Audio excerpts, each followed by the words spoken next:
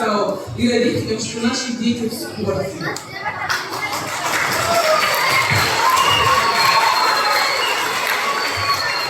Слово руководителю объединения Дардарных единоборств Тимуру Олегу Борисовичу Комкову.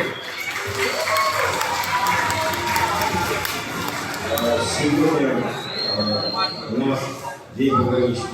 И совсем недавно вы, наверное, видели, что флаг